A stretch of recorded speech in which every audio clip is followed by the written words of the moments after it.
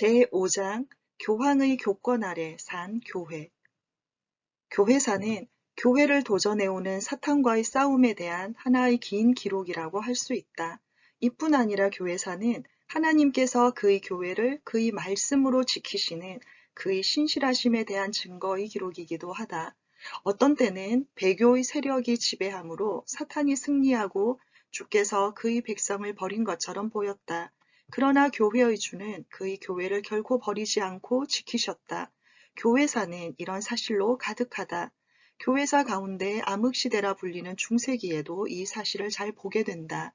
이 시대의 교회는 교황의 교권의 멍에 아래 짓눌림을 당하였다. 그러나 이 시대에도 교회의 주 예수 그리스도는 그의 교회를 잊지 않으시고 보존하셨다. 교황권의 시작.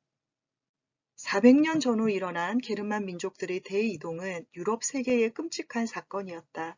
하지만 그것은 교회 확장을 위해 매우 중요한 시기였기도 했다. 476년에 서로마 제국이 무너졌다. 그러나 게르만 민족이 휩쓴 폭풍 속에서 하나님은 그의 교회를 굳게 유지하셨고 저 이방 게르만 민족들이 그리스도에게로 돌아오게 하심으로 교회를 크게 성장시키셨다. 476년 로물루스 황제를 끝으로 소로마 제국은 무너지고 말았다. 소로마 제국은 황제가 사용한 게르만족 용병들이 그들의 대장 오도아케르를 왕으로 추대하므로 로물루스 황제는 폐위되어 캄파니아로 유배되고 소로마 제국은 사라지고 말았다. 이때 오도아케르는 황제의 위를 나타내는 표장을 동로마 황제에게 반환하고 동로마 황제는 그를 제국 서쪽의 총독으로 임명했다. 이제 소로마 제국은 형식상 동로마 제국의 관할 하에 있게 되고 로마 제국이 다시 통일된 것처럼 보였다. 그러나 실상 소로마 제국은 완전히 망하고 그 지역은 동로마 황제의 관할에서 멀어지게 되었다. 소로마 지역은 콘스탄티노플의 동로마 황제의 직접적인 통제권에서 먼 곳에 있었다. 그렇기 때문에 사실상 소로마 지역에서는 로마 교회가 점차 지난날의 로마 제국이 차지하고 있던 권력의 자리를 차지하게 되고 로마의 감독이 로마 황제의 자리를 대신하게 되었다. 소로마 제국이 아직 무너지기 전 로마의 감독이었던 레오 1세는 이미 황제 이상의 권위를 보였다. 로마 감독 레오 1세. 레오 1세는 452년에 훈족의 왕이요 유럽에 대한 하나님의 채찍으로 불린 아틸라를 회유하여 다뉴브강 건너편으로 물러가게 하므로 도시 로마를 구했다. 사람들은 단순한 흰 제복을 입은 감독이 어떻게 이런 일을 할 수 있었는지 놀랍게 생각했다. 후에 반달족이 침입하여 로마 도시를 약탈하게 되었을 때에도 그는 저들이 사람들을 학살하지 않도록 설득했다. 교황이 황제 이상의 권위와 능력을 보였다. 이때 그는 로마 교회 감독으로서의 자기 입장을 강화하기 위해 마태복음 16장 18절에서 19절을 언급했다. 주께서 그의 교회의 통치권을 베드로에게 맡겼고 로마의 감독이 베드로의 자리를 계승하고 있다는 것이었다. 그래서 그는 실질적으로 로마의 감독의 자리를 교황의 자리로 만든 로마 가톨릭 교회의 창안자였다. 로마 감독 대그레고리우스. 레오 1세 다음 약 100년 후에 로마의 감독으로 나타난 그레고리우스는 콘스탄티누스 대제 때로부터 교회 개혁 시대에 이르기까지의 기간에 있었던 180명의 로마 감독들 가운데 가장 큰 영향력을 나타낸 사람이었다. 그래서 그의 이름 앞에 대라는 수식어를 붙여 대그레고리우스라고 부르게 되었다.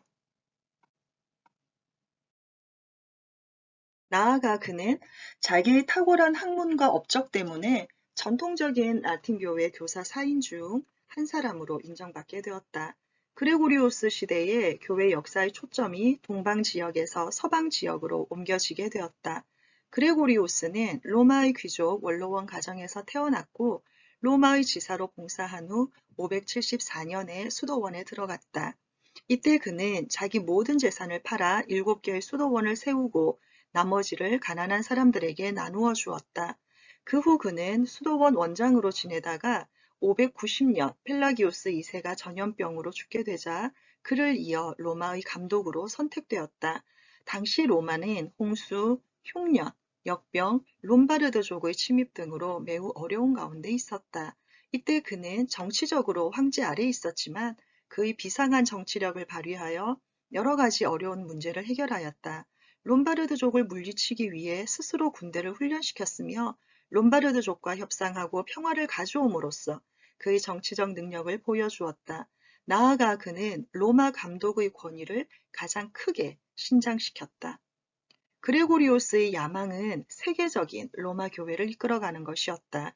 그가 행한 일 가운데 가장 주목할 만한 것이 선교였다. 많은 선교사를 북유럽 나라들에 파송하였다. 그는 로마 수도원 원장인 아우구스티누스를 잉글랜드에 파송했다. 그로 말미암아 주투족의 왕 에델버트가 개종을 하게 되고 597년 성탄절에 수천 명이 그와 함께 세례를 받았다. 그는 아우구스티누스를 잉글랜드 교회의 첫 대감독으로 임명했다. 에벨버트 왕은 캔터베리에 있는 그의 궁전을 새 대감독에게 주었고 이곳이 오늘날까지 계속 잉글랜드 교회의 중심이 되어 왔다. 이후 잉글랜드 교회가 690년에 윌리 브로드를 북유럽, 오늘의 네덜란드 북쪽 지역에 있는 프리슬란트에 파송하여 선교하게 되었는데 이후 프리슬란트는 네덜란드의 사도라 불리게 되었다. 그리고 윌리 브로드의 젊은 동력자인 보니파키우스가 독일 지역의 선교에 헌신하여 큰 결과를 거두었고 그도 독일의 사도라 불렸다. 윌리 브로드는 그의 생의 마지막에 그가 처음 선교를 시작했던 프리슬란트에 다시 가서 봉사하다가 754년에 도쿰에서 순교했다. 그레고리우스는 어느 감독보다 탁월한 능력을 갖추고 권위를 행사하며 후대 교회에 큰 영향을 끼쳤다. 그는 신학적으로 히포의 아우구스티누스의 저서에 의존했다고 하지만 실상 교회를 하나님의 말씀에서 떠나 이단의 길로 이끌어갔었다. 그는 하나님의 말씀보다는 교회의 전통에 더 큰 관심을 기울이고 가치를 돌렸다. 나아가 주의 성만찬을 산자와 죽은 자에게 유익을 주는 것으로 보고 그리스도께서 반복하여 희생 제물을 드리는 것이라고 가르침으로 성만찬의 성격을 변질시켰다. 이뿐 아니라 연옥 교리를 확립하고 천사들과 성인들을 중보자로 섬기게 하며 성물을 숭배하게 했다. 로마 감독의 최고 권한에 대한 그의 집착은 더욱 주목할 만하다. 그는 콘스탄티노플의 총대 주교가 에큐메니컬 총대 주교라는 칭호를 사용했을 때 이는 로마 감독의 특권을 해치는 것이라 하여 정죄했다. 그리고 자신을 하나님의 종들의 종이라 칭하였다.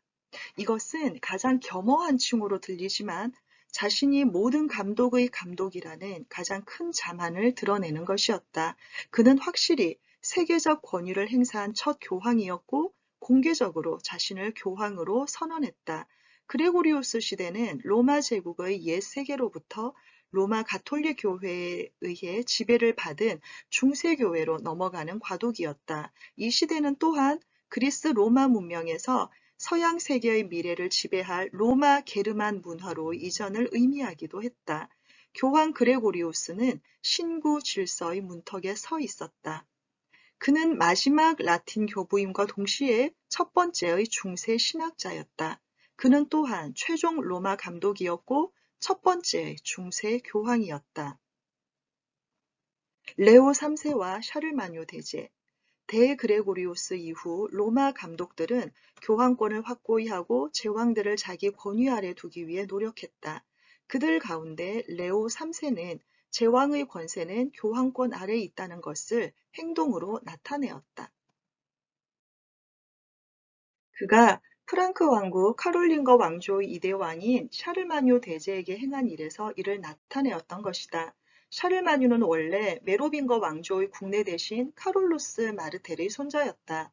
마르텔은 이슬람 제국의 군대가 스페인 남부를 점령하고 피레네 산맥을 넘어 유럽 대륙의 프랑스 남부까지 공격해 들어왔을 때 푸아티에 전투에서 이를 물리친 용사였다. 그는 유럽 심장부를 점령하여 들어오는 이슬람군을 격파하여 그리스도교 세계인 유럽을 지킴으로 큰 명성을 얻게 되고 그의 세력은 곧 국왕을 능가하게 되었고 그의 아들 피핀 시대에 이르러서는 프랑크 왕국의 지배권이 메로빙거 왕조에서 카롤링거 왕조로 넘어오게 되었다. 샤를마뇨 대제는 피핀의 아들로 그의 아버지가 죽자 768년에 왕위에 올라 반세기 이상 다스렸다. 800년 성탄날에 샤를마뇨 대제가 로마의 성 베드로 교회당에 들어가 미사에 참여하고 무릎을 꿇고 기도한 후 일어서려 할 때 교황 레오 3세가 그의 머리에 왕관을 씌워 주었다. 이는 왕의 권한은 교황에 의해 주어지며 교황 아래 있다는 것을 보여주려는 하나의 상징적 행위였다. 이후 교황들은 교황 레오 3세가 1000년 동안 계속된 카롤링거 제국을 그리스도교적인 신성 로마 제국으로 만들었다고 생각했다. 이제 교황들의 야망은 교황이 왕들을 지배하는 세계적 교회 국가를 만드는 것이었다. 하지만 카롤링거의 야망은 교황들의 기대와는 달랐다. 카롤링거의 제왕들이 원하는 것은 교황 아래에 있는 제국이 아니고 교회가 중심이 되고 하나님의 말씀 아래 사는 강한 제국을 세우는 것이었다. 이때부터 카롤링거와 교황들 사이에 싸움이 시작되었다. 이 싸움은 중세 내내 계속되었다. 샤를마뇨 대제는 신실한 신자요 용감한 전사로서 무려 70표의 원정으로 북해에서 지중해까지에 이르는 전 지역을 포괄하는 유럽의 반을 통합함으로 대제국을 이루었다. 그는 정치적, 종교적인 혁신을 열망했다. 아우구스티누스의 저서 하나님의 도성을 애독하고 그가 다스리는 나라가 하나님의 도성이 되도록 노력했다. 그의 확고한 정치 아래 교회와 수도원이 번영의 때를 누렸다. 그는 교회의 조직과 사제의 교육을 강화 증진시키고 로마 가톨릭 교회의 예전 중심의 예배를 반대하고 사제들이 자기 말로 신자들에게 신조와 십계명을 설교하고 가르치게 하며 모든 신자가 주기도와 니케아 신경을 알도록 하였다. 그는 선교사들이 먼저 여러 종족의 지도자들을 개종시키기 위해 노력하게 했다. 게르만 민족의 생활 전통을 따라 지도자가 개종하면 그 종족이 모두 그를 따르게 되기 때문이었다. 그들에게 왕의 신앙은 백성의 신앙이었다. 샤를마뇨 대제는 강포하고 반역적인 색슨족을 강력하게 다루었다. 이로 말미암아 그는 어두운 흔적을 남기기도 했다. 독일 브레멘 근처에서 4천여 명이 참수형을 당하게 했다. 그는 그들에게 기독교를 받아들이도록 강요하고 이교를 쫓는 자들을 사형에 처하게 했던 것이다. 이것이 교회를 위한 것이라고 했지만 실제로는 국가 권력의 남용이었다. 주께서는 내 나라는 이 세상에 속한 것이 아니다 라고 하셨다. 그 결과 신실한 그리스도 신자인 샤를마뇨 대제의 행적에는 밝은 점이 많았지만 이런 어두운 면도 있었음을 보게 된다. 클리니 수도원의 개혁.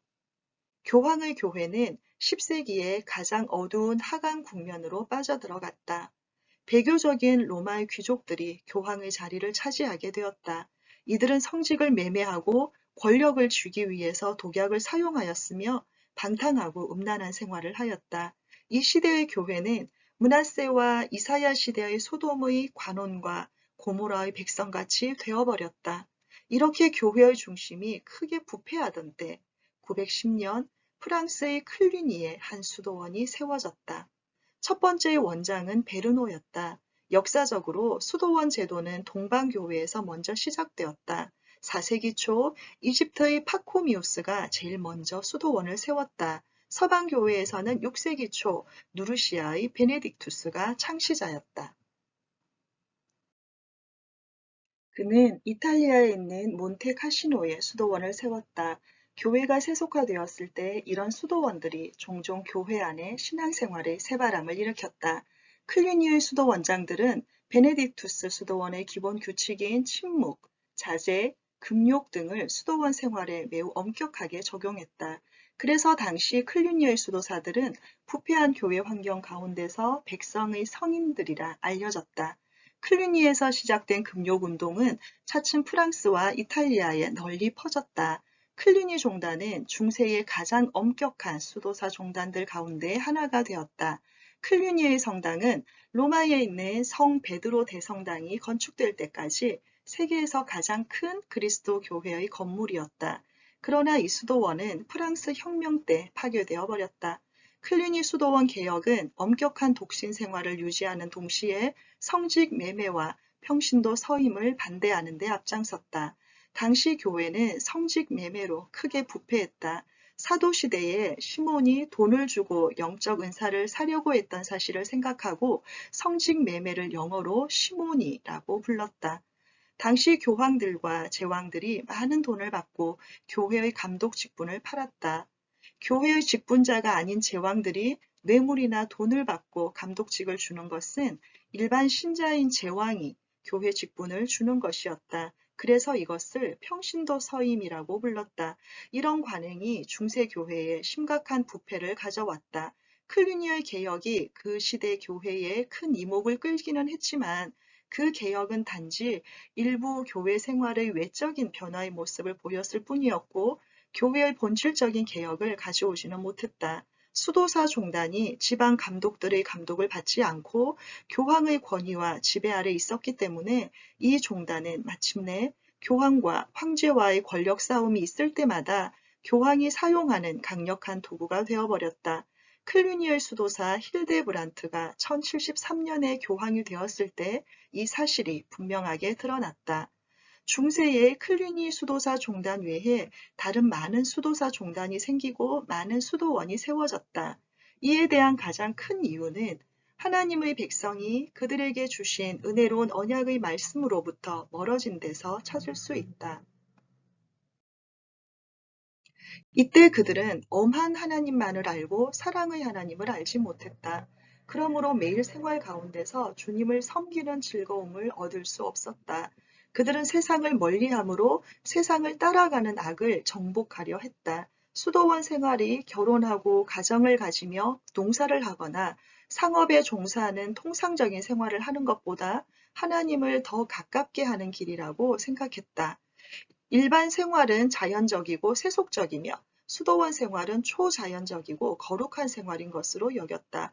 그 결과 그들은 평신도의 낮은 생활과 성직자의 높은 생활로 구분하게 되었다. 로마 가톨릭 교회는 오늘날까지 성직자, 즉 사제와 평신도라는 어휘를 계속 사용해 오고 있다. 개신교회들 안에서도 이런 어휘를 그대로 받아 사용하는 것을 본다. 이런 용어는 전혀 성경적이지 않다. 중세 수도원이 이런 부정적인 면을 가지고 있었으나 교회 생활이 침체되고 부패했을 때 많은 경건한 수도사들이 남겨놓은 아름다운 흔적을 무시할 수는 없다. 그들은 자비 사역을 통해 무식하고 외로운 사람들에게 큰 도움을 주었다. 많은 수녀가 병자들을 간호했고 가난한 사람들을 돌보았다. 들을 개간하고 사람들에게 교육을 받을 기회도 제공했다. 그들이 남긴 가장 큰 업적 중 하나는 아직 인쇄술이 발명되기 이전 시대에 수도원에서 성경을 손으로 베껴 보급한 일이었다. 그들의 이런 끈질긴 노력으로 하나님의 말씀이 후세대를 위해 보존되었다. 교황권의 강화. 교황 그레고리우스 7세의 본명은 힐데브란트였다. 그는 1047년에 이탈리아의 클리니 수도원의 수도사가 된 이후부터 엄격한 금욕주의자가 되었다. 후에 교황의 자문원이 되고 1073년에는 교황으로 선출되어 그레고리우스 7세라 불렸다. 그는 키가 작고 용모가 뛰어나지는 않았다. 교황으로서 그의 생의 목표는 교회가 국가의 지배를 벗어나고 교황이 교회와 국가를 지배하는 최고의 권위를 갖는 것이었다. 그는 교황은 해고, 황제는 달이라고 했다. 달이 해의 빛을 받아 그것을 반영하는 것처럼 황제는 교황으로부터 권력을 받아 행사해야 한다는 것이었다. 그레고리오스 7세는 그의 목표를 달성하기 위해 여러 방법을 사용했다. 그는 교황이 더 이상 독일 황제에 의해 선택되지 않고 추기경단에 의해서 선택되게 만들었다.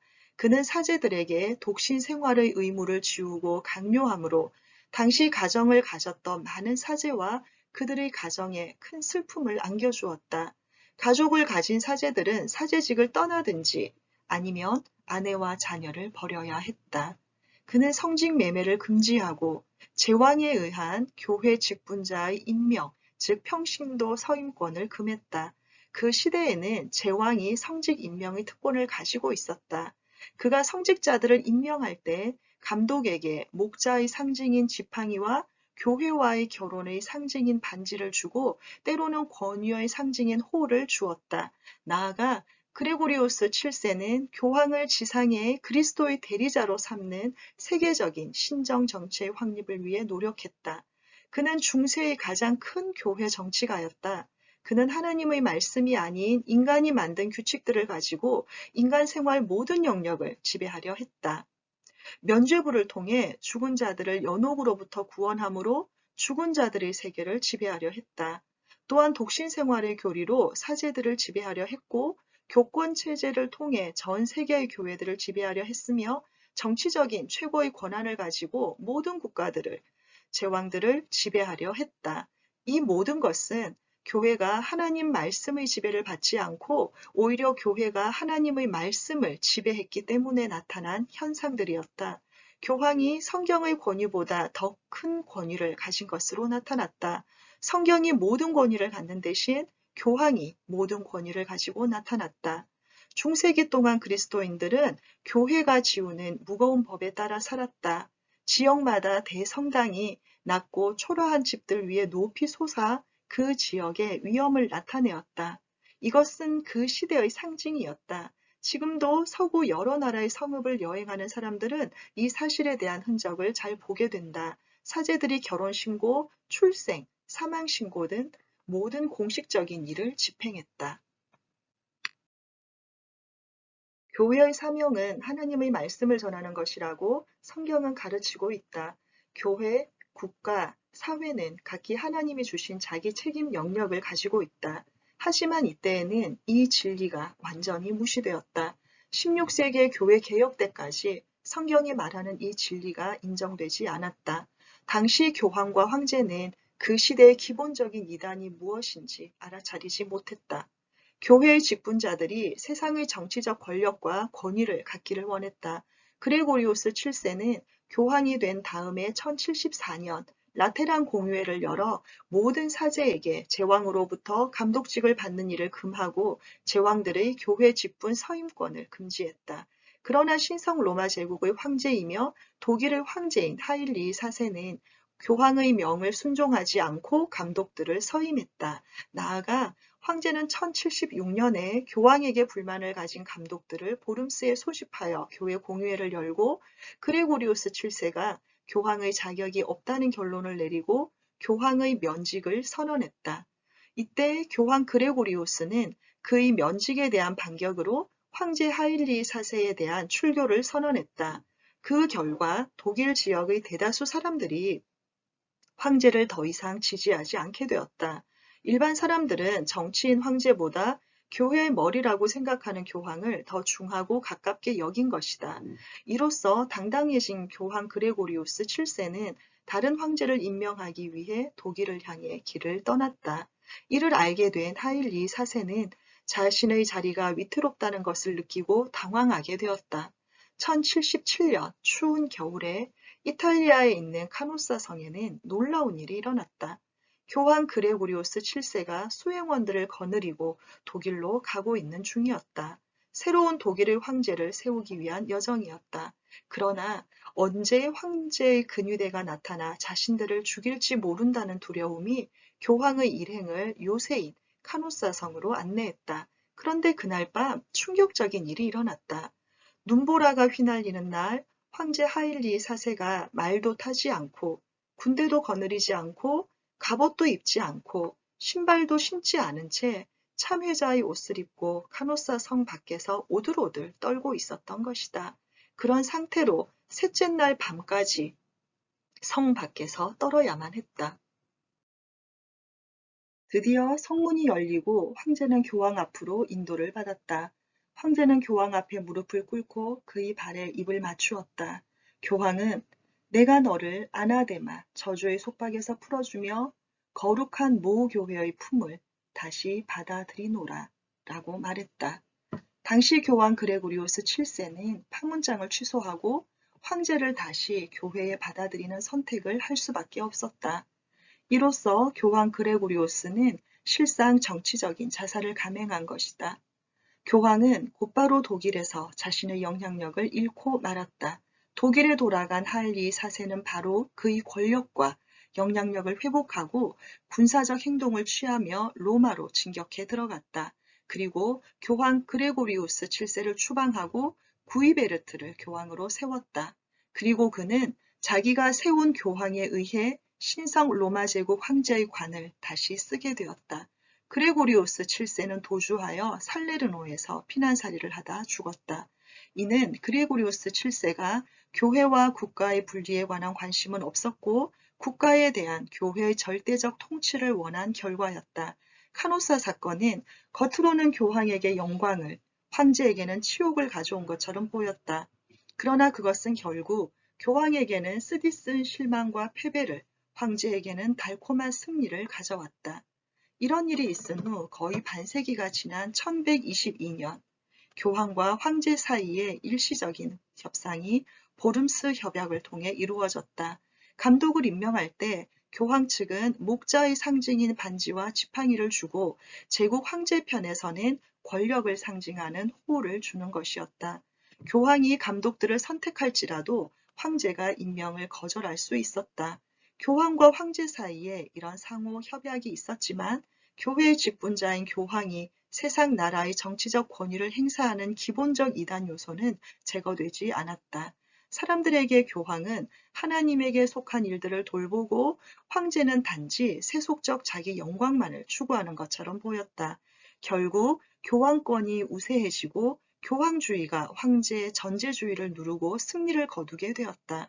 유대인들의 지도자들이 정치적인 문제로 예수님을 시험했을 때 예수님은 가이사의 것은 가이사에게, 하나님의 것은 하나님께 바치라고 하셨다. 이 말씀은 협상이 아니고 이미 교회와 국가의 분리를 지적하신 실제적이고 예언적인 말씀이었다. 그런데 중세의 교회는 이런 주 예수님의 말씀에 귀를 기울이지 않았다. 보름스의 정교 협약은 거의 2세기 동안 점점 교황권을 강하게 만드는 결과를 가져왔다. 교회의 재원이 더 필요할 때 그 재원은 성직 매매와 면죄부 판매를 통해 확보되었다. 곧 바티칸은 세계에서 제일 큰 은행이 되었다. 돈에 대한 교황청의 탐욕은 교회를 배교로 이끌게 된 가장 큰 죄 가운데 하나였다. 십자군 원정. 그리스도 교회의 성지 예루살렘이 638년에 이슬람에 의해 정복되었다. 이 성지를 탈환하기 위해 1096년에 십자군 원정이 시작되었다. 이것은 그리스도를 위해 무력으로 세상을 정복하고 성지를 회복하려고 한 전형적인 중세의 정신에 속한 역사적 사건이었다. 이슬람의 성지 점령. 이슬람은 무함마드에 의해 창시된 종교이다. 이 종교는 7세기 초에 아라비아 반도에서 일어나 칼의 힘으로 그 세력을 넓혀나가 그리스도 교회에 큰 위협이 되었다. 무함마드는 동부 아라비아 도시인 메카에서 570년에 태어났다. 그의 아버지는 그가 태어나기 전에 죽었고 6살 되었을 때에 그의 어머니도 죽었다. 처음에는 그의 할아버지가, 그 후에는 그의 삼촌이 그가 장성하기까지 양육했다. 그는 공식적인 교육을 받은 일이 없었다. 그의 첫 직업은 유목 생활을 하는 목자였다. 메카에 부유한 사업가인 하디자라는 이름을 가진 과부가 살았다. 그 과부는 무함마드를 정직하고 신뢰할 만한 사람으로 여기고 시리아로 가는 한 대상을 이끌 책임을 맡겼다. 몇 년 후 그는 이 부유한 과부와 결혼을 했다. 그는 2 아들과 4딸을 낳았으나 딸들만 살아남았다. 무함마드가 죽은 후 그의 딸들과 특별히 그의 사위들이 이슬람 역사에 중요한 역할을 했다. 메카에서 수킬로미터 떨어진 곳에 외지고 험한 히라산이 있었다. 무함마드는 자주 이 산에 올라 정상 가까이 있는 굴에 머물며 명상하고 금식하기를 좋아했다. 여기서 천사 가브리엘이 나타나 명상 중에 있는 무함마드에게 암송하라 창조자 너희 주 이름으로 암송하라고 했다는 것이다. 그가 읽거나 쓸 줄 몰랐기 때문에 암송하라고 한 것이었다. 코란에는 가브리엘이 그에게 정기적으로 나타나 신의 계시를 전해주었고 이를 사람들에게 전하라 했다고 한다. 유대인들과 그리스도인들도 무함마드의 말을 들어야 한다고 주장했다. 코란에 의하면 유대인이나 그리스도인들은 참되고 완전한 진리를 갖지 않았다는 것이다. 예수는 훌륭한 선지자일 뿐 하나님의 아들이 아니라고 했다. 무함마드가 최후의 예언자로 알라를 숭배하는 신앙을 완성했다고 한다. 사람에게는 원죄가 없고 알라의 뜻을 복종하고 선행을 함으로 구원을 얻는다고 주장했다. 무함마드만이 모든 신적인 진리를 가졌다고 가르쳤다. 무함마드는 처음에 메카에 있는 자기의 종족에게 나아갔다. 무함마드는 그들이 무가치한 우상들을 섬기고 있다고 말했다. 이 때문에 크게 반대를 받았다. 곧 그에게 위기가 닥쳤다. 그가 속한 종족인 쿠라이시족이 그를 죽일 계획을 세우고 있다는 것을 알게 되었다. 그 결과 622년에 그는 자기 추종자들과 함께 그곳에서 북으로 약 400km 떨어져 있는 도시 메디나로 피신했다. 이 도피를 헤지라라고 부른다. 메디나의 사람들은 그를 환영하고 그의 설교를 기꺼이 받아들였다. 그래서 622년이 이슬람력의 기원이 된다. 그 해가 그들의 종교의 확장을 위한 전환점이 되었기 때문이다. 무함마드는 632년에 메카를 정복하고 그곳 사람들에게 이슬람을 수용하게 하였다. 나아가 그는 전 아라비아 반도를 정복하여 이슬람 세계가 되게 했다. 그런데 그는 설교로 사람들을 개종케 한 것이 아니었고 칼의 힘을 통해 정복한 것이었다. 이를 지하드, 성전이라고 부른다. 무함마드가 죽은 후 그의 사위들이 지도자인 칼리프로 등극하여 이슬람을 전하기 위해 계속 싸움을 했다. 그들이 제일 먼저 정복하기 위해 나아간 곳이 옛날 아브라함과 이스마엘이 살았던 들과 골짜기가 있는 팔레스타인이었다. 그들은 이스마엘의 자손이었기 때문이다. 638년을 전후해서 헤브론과 예루살렘 주변 모든 지역을 정복하여 그들의 통치 아래에 두었다. 685년과 705년 사이에 무함마드의 후계자인 아브드 알 말리크는 솔로몬의 성전이 섰던 바로 그 자리에 유명한 둥근 지붕의 모스크를 건축하였다. 그 모스크는 지금도 그대로 남아있다. 이곳은 아브라함이 이삭을 희생제물로 드리려 했던 곳으로 알려졌을 뿐 아니라 무함마드가 승천했다고 주장하는 자리로도 알려졌다. 이슬람의 지도자인 칼리프의 군대들은 팔레스타인을 정복한 것으로 만족하지 않았다. 그들은 동쪽으로 페르시아와 인도까지 나아갔고 서쪽으로는 이집트, 지중해 연안의 북아프리카 지역인 오늘의 리비아, 모로코를 거쳐 지중해를 건너 에스파냐까지 진격했다. 서방을 향한 무슬림군의 정복 행진은 주께서 카롤루스 마르테를 일으켜 그들의 진군을 물리쳤던 732년까지 멈추지 않았다. 프랑스의 푸아티에 근처 투르의 전투에서 이슬람 교도 군대는 참패하게 되고 에스파냐 북쪽 피레네 산맥 너머로 물러갔다. 그 결과 유럽의 그리스도 교회가 이슬람의 칼에서 벗어날 수 있었다. 북아프리카 지역은 일찍부터 풍부한 그리스도 교회 전통을 가지고 있었다. 그곳은 정통의 수호자 아타나시우스, 은혜의 신학자 히포이 아우구스티누스 등 오순절 이후 4세기 동안 많은 그리스도 교회 지도자들의 고향이었다. 예수 그리스도의 교회가 하나님의 언약 말씀의 풍요함을 이해하고 주를 향한 사랑을 나타내면서 번성했던 곳이기도 했다. 그러나 유감스럽게도 그 후 이런 상황은 변했다. 그 지역 교회들이 처음에 가졌던 하나님의 말씀에 대한 사랑을 잃게 된 것이다. 451년 칼케돈 공의회에서 유티케스의 단성론이 정죄된 후 이집트 교회의 지도자들 대부분이 유티케스를 따르게 되어 정통 교리에서 벗어났다. 그들은 콥트 교회라는 종파 교회를 세움으로 거룩한 보편 교회를 떠나게 되었다. 이어 교회 안에는 하나님의 말씀에 대한 사랑이 식어지고 교리에 대한 논쟁과 혼란이 오게 되었다. 나아가 서로 간의 미움이 지배를 하게 되고 도시와 도시, 나라와 나라가 서로 싸우는 지경까지 이르렀다. 이슬람은 이런 지역을 쉽게 침입하여 정복할 수 있었다.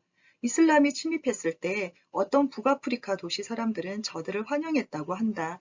사도시대 이후 번영해왔던 북아프리카의 교회들이 이슬람의 침입으로 정복을 당하게 되고 무너진 것은 처음 사랑을 잊은 결과로 온 하나님의 심판이었다. 오늘날까지 북아프리카 지역의 나라들은 이슬람이 지배하는 세계가 되었다. 십자군 원정의 동기 638년에 이슬람이 예루살렘을 정복하고 다스렸다. 예루살렘은 그리스도께서 친히 생활하시고 죽으시고 부활하신 곳이다. 이곳은 콘스탄티누스 대제의 어머니 헬레나가 거룩한 장소로 여기고 336년 방문을 시작한 후 그리스도인들에게 가장 중요한 순례의 장소가 되었다. 그런데 이 성지가 이슬람에게 점령을 당한 것이다. 하지만 그 후 수백 년 동안 그리스도인 순례자들의 방문이 금지되지는 않았다.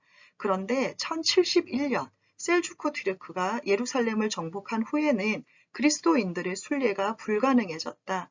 십자군 전쟁이 시작된 동기에 관하여는 종교적, 정치적, 상업적 여러 요인이 관련되어 있지만 가장 중요한 것은 종교적인 이유 때문이었다.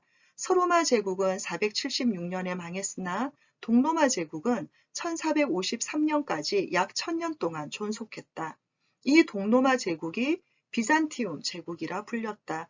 콘스탄티노플을 수도로 하는 이 비잔티움 제국이 예루살렘을 정복하고 더럽혀온 셀주크 튀르크에 의해 큰 위협을 받게 되었다. 이때 비잔티움 제국의 황제인 미카엘이 로마 교황에게 도움을 호소했다. 이것이 십자군 파병의 동기가 되었다. 이때 로마의 교황은 성지 탈환에 관한 관심뿐 아니라 1054년 동서교회가 분열된 후 동방교회와의 대화와 화해를 위한 기회를 잡으려는 적극적인 생각도 있었다.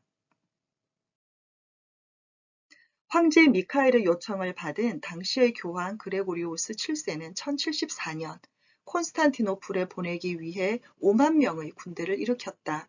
그러나 하일리 4세와의 서임권에 대한 투쟁 때문에 파병은 이루어지지 않았다. 20년이 지난 1095년에 비잔티움의 황제 알렉시우스 1세가 로마의 교황 우르바누스 2세에게 특사를 보내어 도움을 호소했다.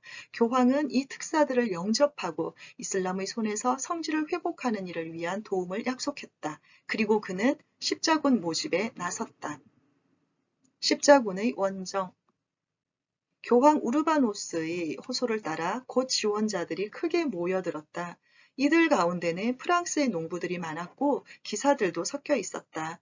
이들은 1096년 봄 십자가 깃발을 앞세우고 성지를 향해 출발했다. 적어도 수천 킬로미터를 여행해야 했다. 무기와 양식 꾸러미를 운반하는 동물들이 함께했다. 그들이 첫 번째 이른 곳은 콘스탄티노플이었다. 십자군은 터키를 지나 마침내 1098년 여름에 안디옥을 정복하고 1099년 7월에 예루살렘을 정복하였다.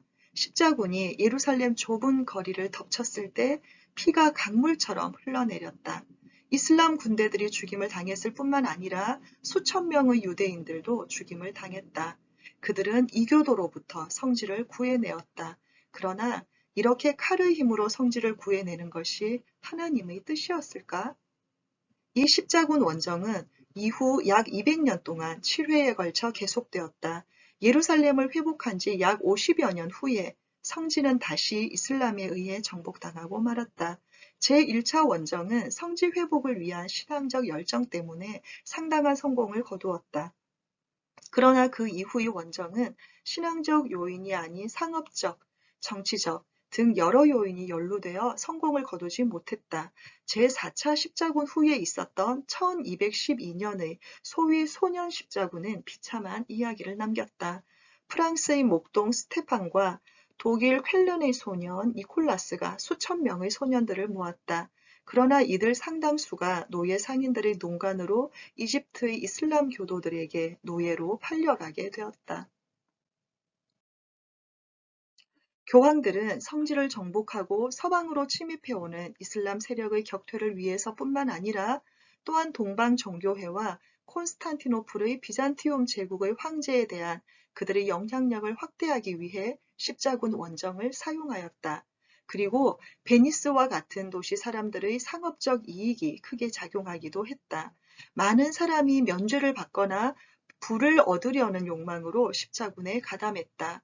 십자군 전쟁은 하나의 종교 전쟁이었다. 그 원정은 선교를 위한 것이 아니었고 정복을 위한 것이었다. 그 결과 십자군 전쟁은 교황의 권위와 영향력을 강화시켰고 성지에서 가져온 이른바 성물 때문에 교회 안의 우상 숭배가 증가하게 되었다. 십자군 원정은 하나님의 언약의 말씀을 떠난 전형적인 중세 교회 생활의 모습을 보여주었다. 클레르보의 베르나르두스. 중세 교회 생활이 세속화될 때마다 개혁을 위한 수도원 운동이 일어났다. 10세기에는 클리니 수도원 개혁 운동이 있었고 12세기에는 베르나르두스가 클레르보에서 수도원을 갱신했다. 그는 원래 부유한 귀족 가정에서 태어났다. 21세가 되었을 때 갑작스런 회심을 한 후 그는 시토에 있는 베네딕토 수도회에 들어가 엄격한 수도원 생활을 시작했다.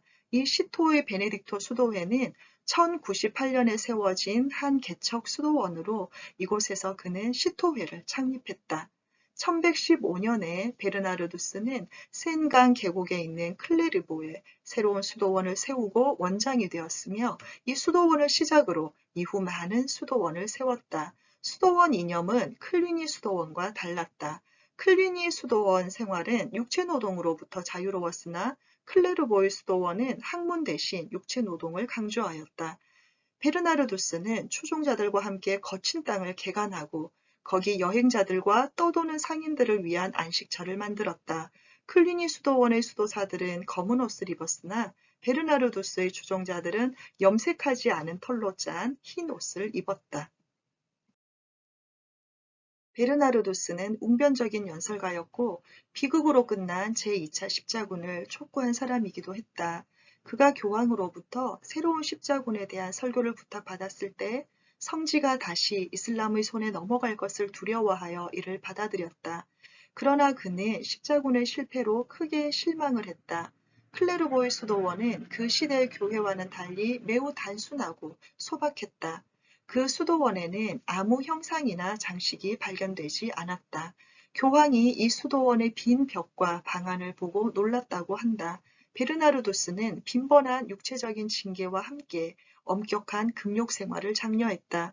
그의 도덕적인 청렴, 풍부한 성경 지식, 사랑의 헌신, 악에 대한 두려움 없는 공격 때문에 그는 유럽의 양심으로 불렸다.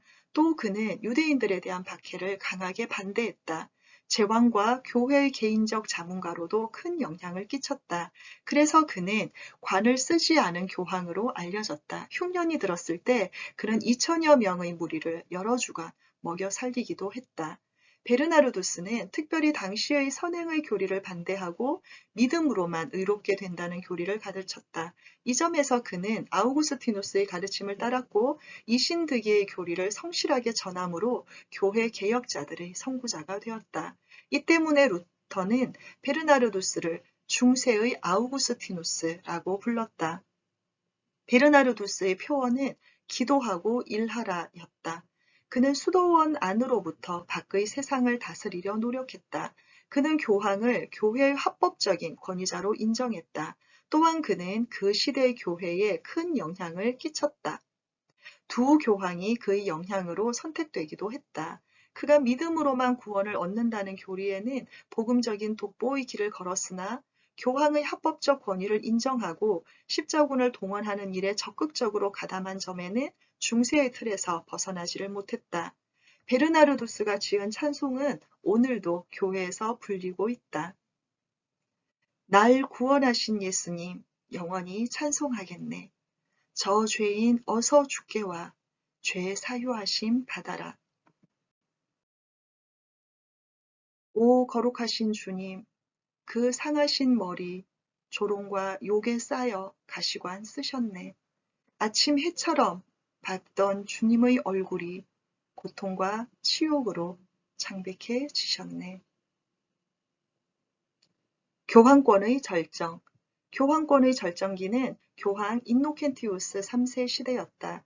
그는 강력하고 인상적인 인물로 30세에 추기경이 되고 37세에 교황으로 선출되었다. 교황인 그가 선언한 대표적인 세 가지는 다음과 같다. 첫째, 교황은 하나님보다 낮으나 사람보다는 높다. 둘째, 교황은 베드로의 대리자가 아니라 그리스도의 대리자이다. 셋째, 교황은 누구에게도 판단을 받지 않고 모든 것을 판단한다. 이런 사실로 그는 교황의 적그리스도적 성격을 분명하게 드러내었다. 이런 교황권의 절정은 실상 교황권이 비극적인 단계에 이르렀음을 보여주는 것이었다.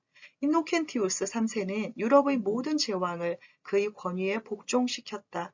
프랑스의 왕 필리프 2세로 하여금 부당하게 이혼한 아내를 도로 받아들이게 했다. 그는 또한 영국의 왕 존이 그의 지시를 거역했다는 이유로 출교했을 뿐 아니라 그의 왕권 무효를 선언했다. 이로 말미암아 왕은 교황에게 치욕적인 복종을 했을 뿐 아니라 그의 왕국을 교황청의 봉토로 인정하고 교황에게 매년 1,000마르크씩 바치기까지 했다. 인노켄티우스 3세는 1215년에 제4차 라테란 공의회를 소집했다. 이것은 니케아 세계 공의회 후 12번째의 세계적 교회 공의회였다. 이 공의회는 교황권을 크게 높인 회의였다. 이 공의회는 다음과 같은 여러 가지 중대한 결의를 했다. 첫째, 회개하지 않는 이단에 대한 중한 형벌이었다. 이것은 특별히 그 시대에 나타난 왈도파와 알비겐스파 등의 근절을 목표로 했다. 둘째, 교회의 채찍이라 불린 비밀 종교 재판을 도입했다. 이 종교 재판 제도는 로마 가톨릭 교회에서 1834년까지 계속되었다. 셋째, 신자는 모두 매년 적어도 한 번은 고해성사를 해야 한다는 것이었다. 넷째, 화채교리를 공식적으로 받아들였다. 화채교리는 성만찬 집례자가 성별한 직후에 그 성례에 사용된 떡이 주 예수 그리스도의 살이 되고 포도주는 그의 피가 되어 희생제물로 바뀐다는 것이었다. 이 화채교리는 사도적인 가르침이 아니고 아주 새로운 것이었다. 9세기에 샤를마뉴 대제 조정의 신학자들은 이 교리를 이단으로 공격하고 정죄했다. 그러나 1215년 이후에 이 교리는 로마 가톨릭 교회의 공식 교리가 되어버렸다. 교황 인노켄티우스 3세는 성례 때 사용한 떡은 열쇠로 안전한 곳에 잠가두어야 하고 해충으로부터 안전하게 보호되어야 한다고 했다. 도적 맞은 떡은 피를 흘리게 되고 원수를 갚게 될 것이라고 했다. 유대인들이 중세에 이런 혐의로 종종 박해를 받았다. 1370년에 브리스웰의 성 구둘러 교회의 떡이 피를 흘리고 있는 것처럼 보였다. 이때 유대인들이 칼로 그것을 찔렀다는 소문이 퍼지게 되어 유대인들에 대한 박해가 일어났다. 이 때문에 어떤 유대인 가족들은 산채로 화형을 당하기도 하고 어떤 분들은 아무런 법적인 절차 없이 평생 추방을 당하기도 했다. 그런데 1870년에 교황 피우스 9세는 브뤼셀에서 그 떡의 피를 기념하는 500년째의 축제를 취소했다. 그 이유는 과학자들이 습기와 열 때문에 떡과 감자에 붉은 점을 일으키는 간상 세균을 그 떡에서 발견했기 때문이라는 것이었다. 이는 당시 로마 가톨릭 교회 미신이 얼마나 심각했는지를 분명히 보여주는 사건이었다. 제4차 라테란 공의회 이후 로마 가톨릭 교회는 계속해서 이 화채 교리를 유지해왔다. 이것은 그 후 교회 개혁을 저항하기 위해 모인 트렌트 공의회에서 그대로 확인되었고 제2차 바티칸 공의회에서도 화채 교리에 대한 트렌트 공의회 결정을 재확인했다. 동방 정교회는 이 화채 교리를 거짓 교리로 단정하고 받아들이지 않았다. 개혁교회는 이 화채교리를 저주받을 우상 숭배라고 정죄하고 있다. 왜냐하면 저들은 그 떡과 포도주가 예수님의 살과 피라고 믿고 그 앞에 무릎을 꿇고 경배하기 때문이다. 다음 강은 제5장 교황의 교권 아래 산 교회 2편으로 이어집니다.